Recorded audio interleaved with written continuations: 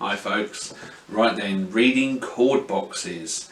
So if you started to play the ukulele, then very quickly you're going to run into what we call chord boxes or chord frames or chord diagrams. Okay, and that's these guys right here. I'll put it on my stand for you. These kind of little grids, these little boxes that show you where to put your fingers to make a chord. Okay, now what's a chord? Well, for now we're going to think of it as the kind of building blocks of a song, and it's something where we put our fingers down onto the ukulele and we strum through all those strings. Okay, so rather than single notes, chords are groups of notes that to start with we play all together as a strum. And now the first chord that everyone learns on the ukulele is a C chord, which is on the chart here, and I'm sure you've probably come across one of these fairly quickly in your ukulele playing.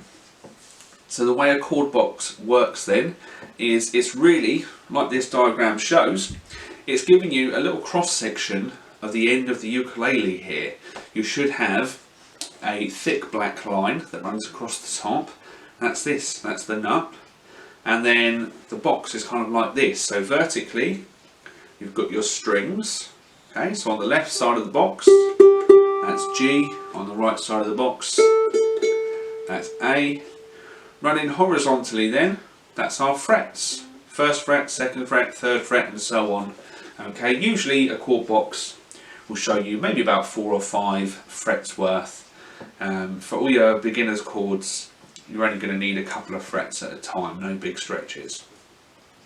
So on that grid then that's set up with the lines, which are your strings and frets, you'll get some dots put onto there. The dots are the fingers on your left hand. So it's important to note then how we name or number these fingers.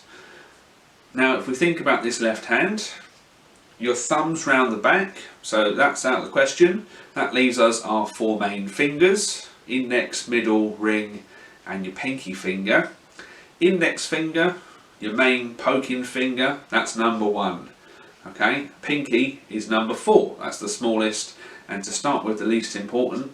So I imagine you can guess which ones are in the middle. Okay, your middle finger is 2, your ring finger's 3. 1, 2, 3, 4. And that's important because the dots, when they appear on the grid, they should usually be accompanied with a number, which is going to tell you which finger to use. Okay, so on the C chord there, you'll see, hopefully you can see on the video, that you've got this black dot here. Okay, and on this box it comes underneath. I usually put these at the top, but it doesn't matter as long as it's there somewhere. You might find it even on the grid itself. There's a 3 down here, which is telling us that that black dot, it's the 3rd finger, okay, the ring finger.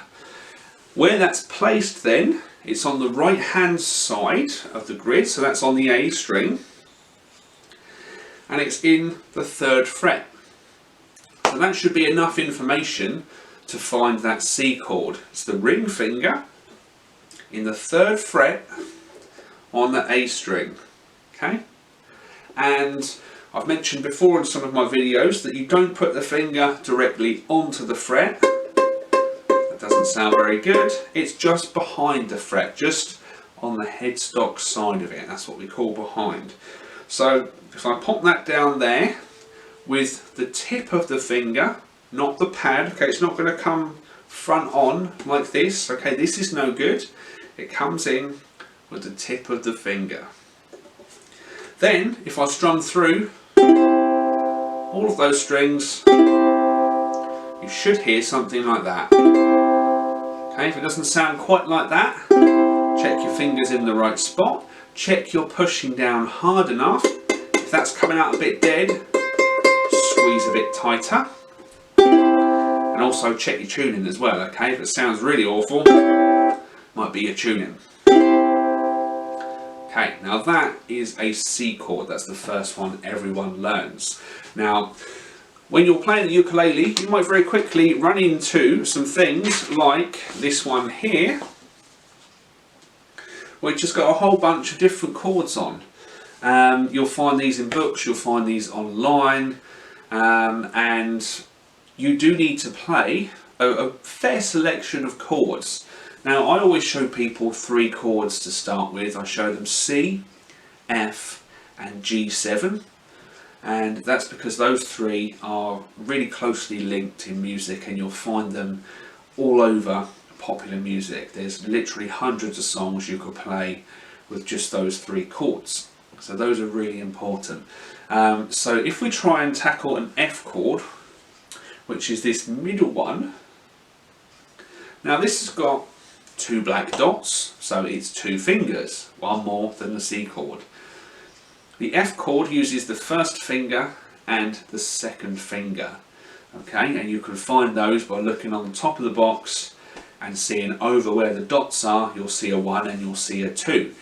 Okay, so that's not describing the frets they're in, even though they do fall into a first and second fret. It's describing which fingers, and it's where the dot falls.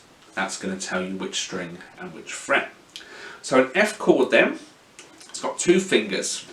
Let's go from the ground upwards, okay? Let's go from the A string. So the A string should have a 0 over the top. Now a 0 in a chord box, it means you play that string, but you play it open. So you play it without pushing anything down. You could think of it as an O for open, or you could think of it as a circle. I like to think of it as a 0. For play that string with 0 frets pushed down. So A is just a 0, it's open. Then your first finger comes in, and it is your first finger, your index finger, that goes to the first fret on the E string. Okay. Then the C, that's another 0, so that's open, and then your second finger comes to the second fret on the G. So you end up with 2 fingers down,